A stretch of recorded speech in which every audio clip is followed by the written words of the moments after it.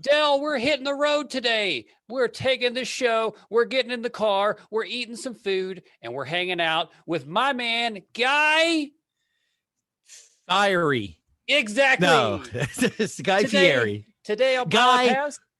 Ramses Fieri. Oh, okay. Ramses? I'm pretty sure you're still mispronouncing Guy Gordon Ramses Fieri. No, his middle name is Ramses. I'm certain that we will all mispronounce that many times, but we know who he is. Diners, Drive-Ins, and Dives today on Pilot Pass.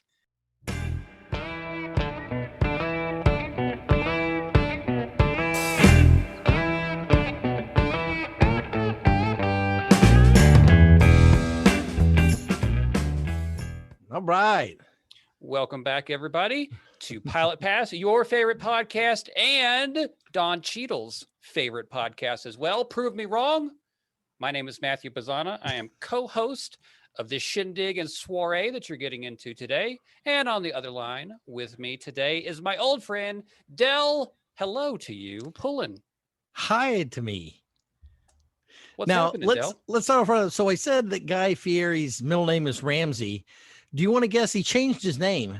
Do you want to know what he changed it from? Now his name is Guy Ramsey Fieri. Do you know what his birth name is? Fieri. It's Italian. Do you want to guess what his birth name? Born January 2nd, 1968. What his birth name was? Bruno Sammartini. That's not bad, actually. I may steal that as a nickname. That's up there with Lance Uppercut. No, ready? Here we go. Yes. Guy. Yes. Ramsey. Fieri.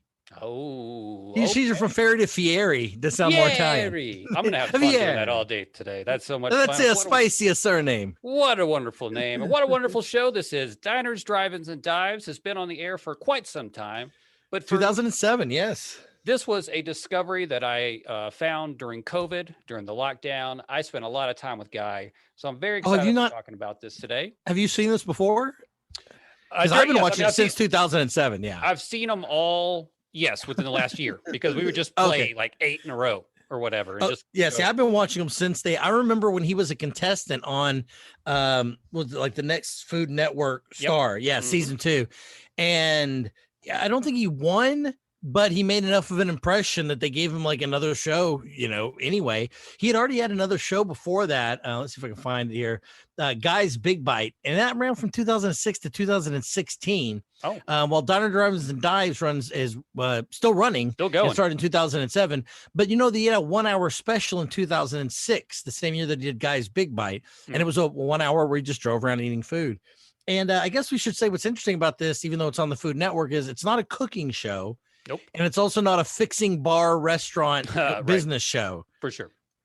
It's more of a parrot with Adam eating all the food. It was during the same kind of time period when, what is that show called that Adam eats all the food?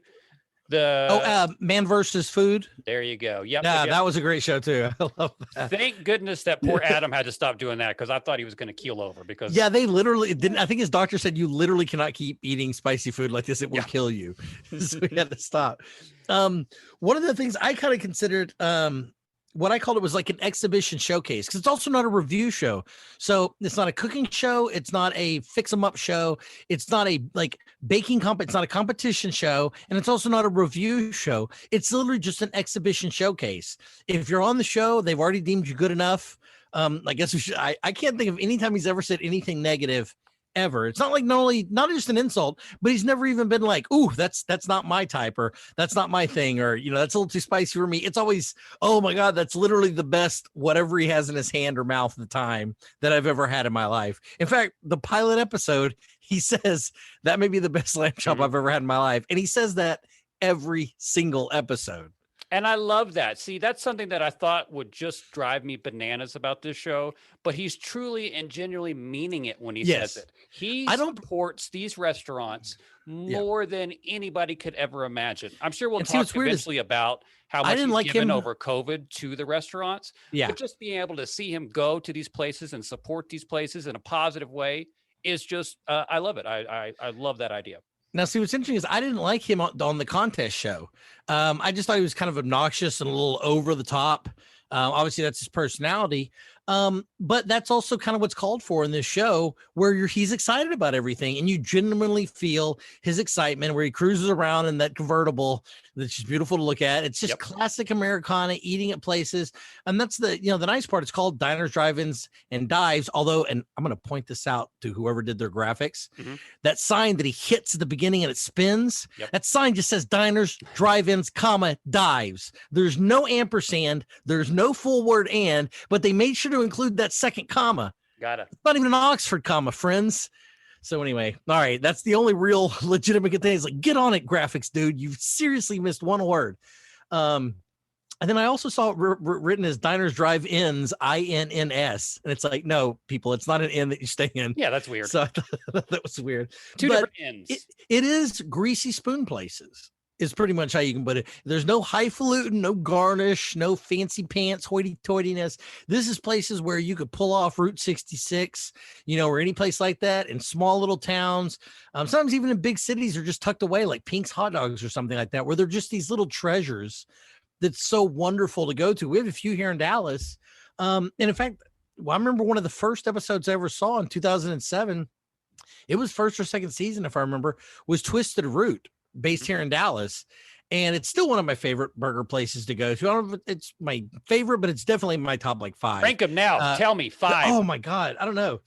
Keller's 4? Would probably be number 1. Well, then not probably not the one in off Northwest Highway, or not the one in Garland, because that place. No, Northwest Highway. Yes, the one on Northwest Highway with the poppy seeds on everything. And you can get beer in the drive-through. They don't take anything but cash. For a year, they took credit card. And then they decided to stop, even though they were making more money. Right. Whatever. So you have to have cash and you have to go, and they don't care, and they'll throw you off the lot if you don't. Yep.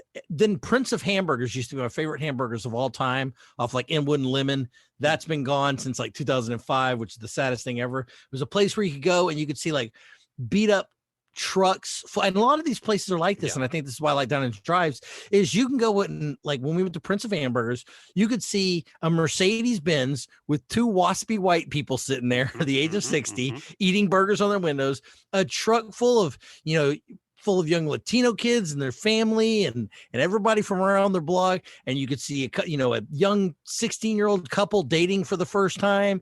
And you could see, day workers and people who just walked up from the neighborhood. And I mean, everybody went there, from Highland Park down to Pleasant Grove. Yep. If you know anything about Dallas, you could go there and see the widest swath economically, visually, color-wise, anything, because that's how good the food was there. They made their own root beer.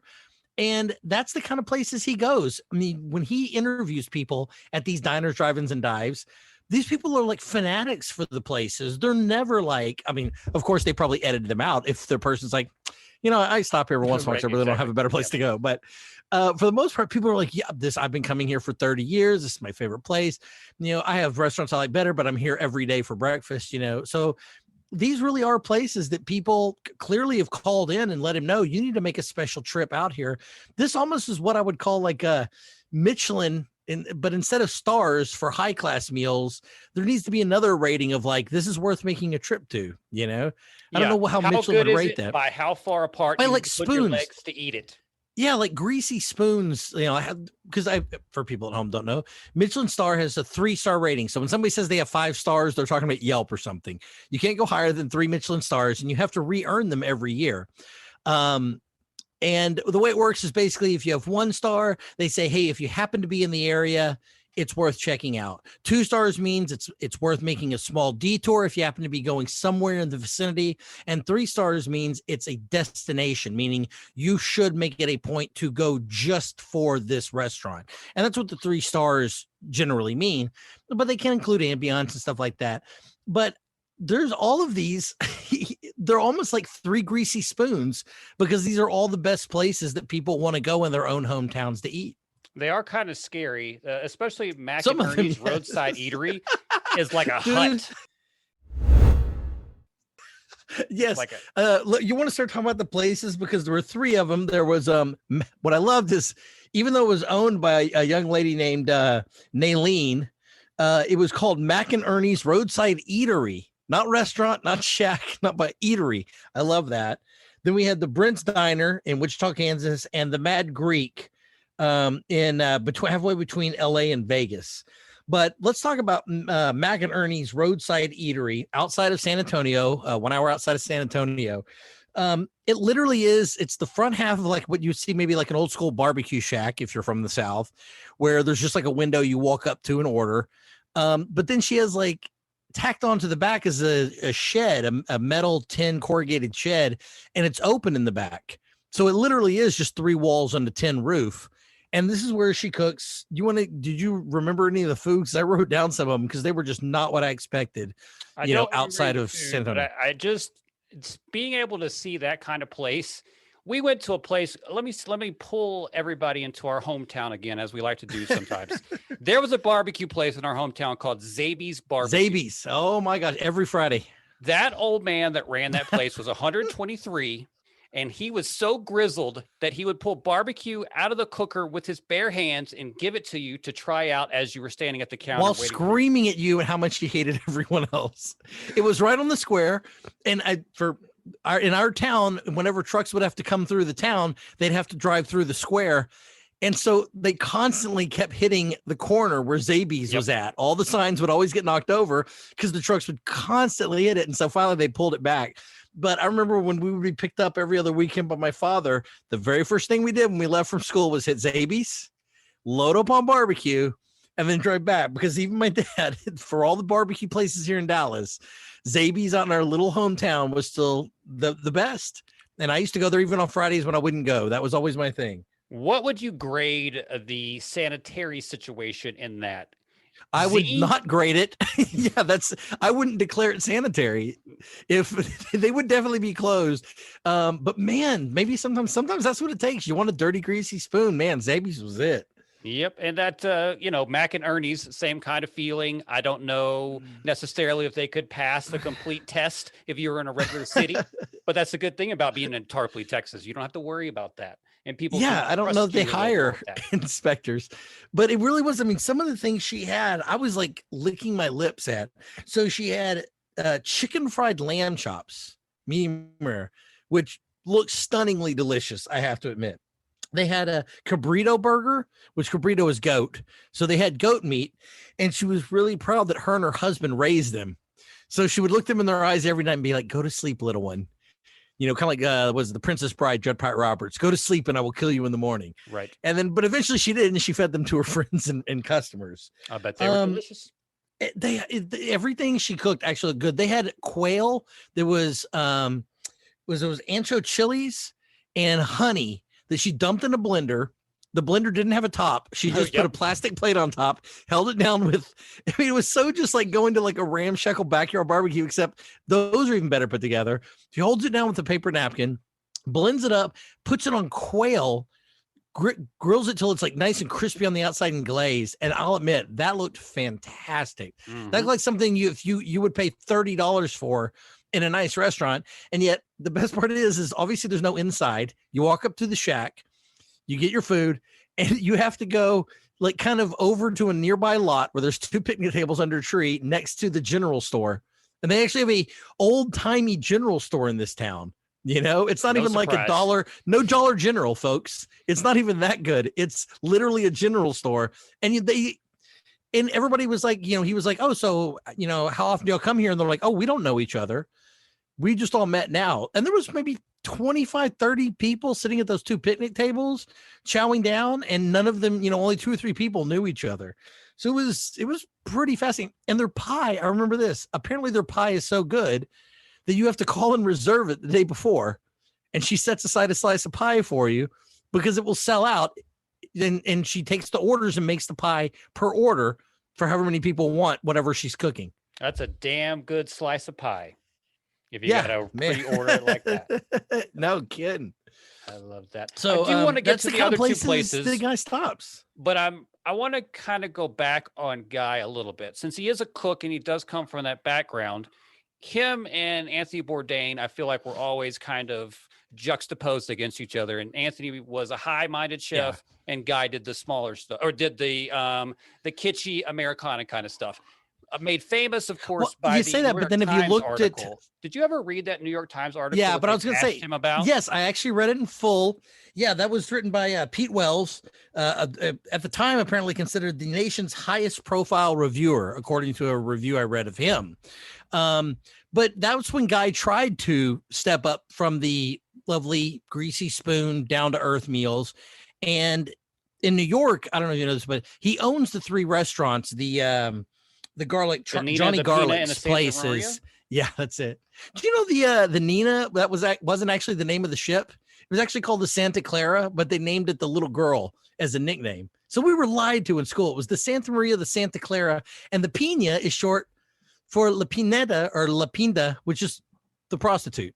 Luckily, that's the only time we've ever been lied to. So that's good. Right. Especially about anything concerning Christopher Columbus. Yeah, for sure. But he only owns the ones with the partner in California. He licenses the ones out in New York. Right. So he doesn't actually run those. So one of the things is when he was being reviewed, he didn't state this because he likes to pretend that he owns it or keep his name on it. But that was one of the defenses some other people use is, well, actually, he doesn't make the menu. He doesn't do that. He just kind of lends his name to the thing and occasionally a recipe or two. But it was a scathing review that I was one of the most fun, mean reviews I've ever read. It really was. And I mean, that kind of brought some things about how we cook in America and how the Midwest views food versus, the coast view food and stuff. And it's really funny too, because we've come full circle again, because now Guy has a new system that he has set up for comfort foods that he's licensing out to different places. He talked about he wanted to make comfort foods that were simple that you could do to give to a local place that's cooking them, but then have his name on there so you could have that notoriety as well, but still serve the mac and cheese burger and the deep fried, whatever it is, to the people. Have you had it? Have you ordered it at all? Yeah, I will say that. No, well, actually, I take that back. I have had one of his burgers because when I went on a Carnival cruise, they actually, and I was reading about this, he partnered with Carnival to sell across fleet-wide at least a burger stand. So I don't know if you've ever been on Carnivals, but one of the great things is there's like food galore all over the ship. And some of the food is like buffet and some that closes down early, but there's always these late night eateries somewhere on the ship. And Guy's was one of them. There was another pizza place that like cooked 24 hours a day. You just walk up and ask for a pizza and they'd give you one. Right. And there's nothing like people just handing you food without having to hand them money that makes you want to overeat. But the burger was good. I mean, it wasn't Root or Keller, sure, but it was good. I did enjoy it. I don't know about him. I was kind of looking down here. Applebee's or I don't think so either. Fridays, that kind of stuff, and people have been enjoying that for a bazillion years too. So I don't see what the problem is. Yep, I just don't understand that at all. I mentioned it earlier. I kind of want to hit on this while we're here as well. The amount of money that Guy has raised over the last year for restaurant workers is, I think, over $15 million at this point. It is unbelievable the work that he's put in to help people that have not had a job during COVID. And I can't say enough great things about that because other people aren't doing that. I mean, that takes a lot out of you to really sacrifice. I mean, we are, to be fair, we raised 16 million. I just want people to know that, but we did put our name on every single dollar bill and kept it all from Dell and Matt. Right. Yeah. I mean, that's the thing is we raised it. We didn't give it away. I guess we should clarify that. Like a fool. What are we, dummies? Yeah, dummies. Why are we going to give that money away? But that's one thing is, again, like I never really care for him as a person. He seems a little douchey a little bit. But then again, the care and consideration he gives for these restaurants and the people that work there, it's hard to be not like a guy that really is enthusiastic about the little man and the little businesses. I mean, he is bringing these mom and pop places. I wouldn't have gone to Twisted Root or even known about it without it being on the show and just showing like, wow, that really does look like a great burger. And I still go and get their bison burgers, still one of my absolute favorite things to eat. And I learned I like bison. Well, a year earlier when I had bison ribs. Folks, by the way, if you've never had bison ribs and you can see the video right now, they're like the size of your arm. They're huge and they're gigantic. And in Oklahoma, the town I worked for a little while, they would have a bison barbecue once a year. And it was amazing. It was like the only good thing about living in Oklahoma. It was amazing. I was just going to ask, did you have a favorite place that you've seen over the years that you actually gone to and done that? I mean, you just said Twisted Roots, so it can be that one, but I didn't know if there was any kind of. I think Twisted Roots the only one I visited, although I actually had a list for a long time, and I'm sure if I looked, I could find it, of places that I saw, and I went, if I'm ever in that town or near there, I'm going there. Like if I'm ever outside San Antonio again, I'm driving an hour to go to that lady's shack. When they were here, there's a steak place in the back of a liquor store. That's one of the places that I'm fascinated to go to whenever I'm able to go to places again. But I mean, one of our favorite places, 190 Smoke, was one of the episodes a couple of seasons ago. And I couldn't have been any more really? excited I didn't know they were on there. Oh, yeah. Oh, it was. That's fantastic. I love that place. And so I remember when you and I stumbled upon it, and it was, I remember when we stumbled upon it, and it was just the best chili I think I've still ever had in my life, Yep. And so it's kind of it's great that it's this wonderful feeling about watching the show is it's like when you stumble upon a place and you're like, oh, I found this little burger place, that doesn't take anything but cash, or, I found this little barbecue place that's wedged between two, a row of other buildings and you'll pass right by it in a strip mall. And it's got just the best food that you love going. I mean, we had a little place here near, I live in Dallas. There's a street called Greenville. On Lower Greenville, there was a place called the Char Bar forever. And it was three old brothers. And you could get like a steak, a potato, and a salad for like $8.99. But they did breakfast. They had gyros. They did some Greek food, wanted to share with people. And that's kind of cool that some guy thought, why isn't that a show? Because I can't believe that had really never been done before with small places, It does seem weird. I mean, the Food Network has been around forever, and they do all kinds of different gigs. So this seemed like an obvious one, but I also don't know if this works if Guy is not the one at the forefront. I wonder if there are other people on the network that they could have tried that just wouldn't have worked as well. I like the show because, again, I think genuinely a happy, positive person, and he tells the people genuinely happy, positive things. I don't need somebody going into this small restaurant and being like, you kind of suck. If you could do this different and this different, that's just a jerk thing to do. And I don't he never tells them anything different. He always, and sometimes, he'll hear the recipe and he'll be like, oh, that's brilliant. I never thought to do that. Or there's times where people will say something, darn good and well, you've seen people do that before. Like in this episode, where they're making omelets, they put the eggs in a milk shaker to aerate the eggs to make a more fluffy omelet. Now I've seen that done before. And when I cook omelets, I put one of those electric whiskers in there that you use to foam up froth milk for coffee, and it works great. Yeah, that's it. I take Zelda and I whip her around in there. But he acted like he'd never seen that before, and it's like, come on, you've seen that. But the guy was so proud that that's how they did it.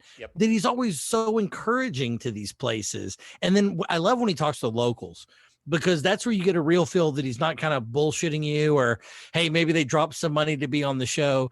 These people, like there was one guy, he's like, that's Jim. He's been on that stool for 15 years. And they cut to Jim and he's like, he doesn't even respond. He's just like, yeah, I'm here. It's just part of the background at this point. But I did want to talk about how, I always kind of thought it was Guy Fieri. I knew that he was into food, and, I saw him on the show, but I guess I'd never really, until I started looking into him, realized that he had started at a very young age. He started in school, early school, like junior high or earlier, selling pretzels to people under the name Awesome Pretzel. And that's very much a Guy Fieri name, nice. Awesome Pretzel. Sure. But he continued to do it to raise money to travel to France to study cooking. So I had no idea that he had, made an effort to actually go and learn cuisine from what most people would consider the cuisine capital of the world, sure. France. And he came back, worked for a while in some restaurants in California. Then he went out and got his degree in hotel management from the University of Nevada in Las Vegas. So he really is dedicated to, not just food. I just always kind of thought he was a guy that just kind of threw this idea together, but no, he knows hotel management, he knows food, he knows administration, and he's clearly studied, Yep. Did you get to see his backyard barbecue setup during COVID? He shot some stuff. No, I did not. It looks amazing. It's basically like a restaurant inside the back of his house. I bet. Yeah. It just looks ridiculous. I wish he would invite us over. I think all the nice things that we've said today at least earned us an invite, right? Yeah, come on, Guy, get on this. I will say this. He does seem the kind of guy that would make an overkill for a kitchen outside. Because I've seen like Bobby Flay's house, it's like a grill on the back board. And you see like Alton Brown, and he has people. Alton Brown's like this kind of food scientist type guy that also teaches you cooking. It's a show called Great Eats. Amazing show. We should do that sometime. But he has his old charcoal grill that's red called Fireball. It's an old special edition Weber. And I want that red Weber so bad. Ever since I saw that when he started doing a show, of one of those. But I could see Guy being like, nope, we're not doing that. We're going full restaurant in my backyard. Oh, it pretty much is. So it seems as though this is pretty obvious, but I always have to ask this question to you. Del, would you recommend the pilot episode called Classics, by the way? We didn't give them a shout out. They named this one. Would you recommend it for the people to watch? I would, but I think we're putting things in different order, which I'm okay with today, but I think we should talk in a little about the other two places, but we've kind of hit the main points of the show. So I can say that, yes, I got to say, to me, this is almost like an infomercial for places that you can't get to eat. Like, I would be up late at night some nights, and this would come on, and I would be drooling over the different foods that I would see for half an hour while they ran, these late at night. And it's just like a smorgasbord of all these different types of food. Sometimes there's a theme, like you said, Route 66, or sometimes it's all Tex-Mex, and he picks places from around the country. But God, yes, every time I watch the show, I go, I can't wait to drive 3,000 miles to go try this one chicken and waffle place. Also, 3,000 Miles to Graceland is a great movie, but that's beside the point. You are wrong on that, sir. You're lucky that's not a TV show. We'll fight over it. I also recommend this show. Obviously, this was something pretty simple, so it's remained the same throughout. If you watch the pilot classic, episode, honestly, you're going to know whether you like it or don't like it. If you're on board with Guy Fieri, then you're going to enjoy the show. You know what? I'll say this. For me, if obviously like a written show or a fictitious show, you have to have narrative plot lines and storylines. This show, you don't need that. This is almost like Antique Roadshow. Each show's completely separate. You don't have to follow anybody. But here's what I think makes a great concept. If Guy Fieri, passes or retires, somebody else will step up to continue this concept, this idea. I mean, it's too good. It's like, when Bob Barker retires or whoever the first guy was, nobody's going to throw away The Price is Right just because the main guy leaves. It's too good of a game show. When Guy Fieri leaves, I think they will find somebody. Maybe it'll even be a new contest show for Triple D. I mean, people want to see small little places and find out if places near them or places to go visit. I think that's what's great about this concept is it will continue even after Guy Fieri. This episode has made me miss restaurants so much. I'm so glad that we're almost back to being able to do that. Del, if the people want to find us on the World Wide Web, can you tell them how to find us? Yeah, that's going to be pilotpasspod.com. There you can find links to all of our social networks. You can email us if you want. You can find us our Twitters and our Instagrams. And of course, Facebook, I think, is still on there. Let us know, what you think of the show, things we can do to improve it. Send us any questions or any shows you would like us to review the pilot of. That would be, that'd be great. I like what you suggest there. I have nothing left to add on that, but I do enjoy communicating with the people online. So talk to us about TV shows. That's what we do here on the Pilot Pass. So we love to talk about that. Anything that you want to tell us, you should recommend some shows that we will hate because that's always the most fun. Really fast, since we didn't hit the last two, and I feel bad because the last segment was my favorite, so I'm going to hit this as an epilogue real fast. But they had the Mac and Ernie's, they had Brent's Diner, but I love the Mad Greek, which was a Greek restaurant in the middle of the desert, halfway between Vegas and LA. And real quickly, the guy who owned it was kind of an eccentric, but I love that they had a debate over whether it was gyro or gyro, and his response was, "Give me my $5." I love that, and when somebody said it's the best food I've ever had, he goes, I know. He's just repeating what everyone already knows. And so that's another reason to catch the Mad Greek at the end. I thought he was just hilarious on his own, but Triple D, man. That's what we got for you. Enjoy this episode. We will see you next time. Thank you, Ricky Schroeder. Goodbye.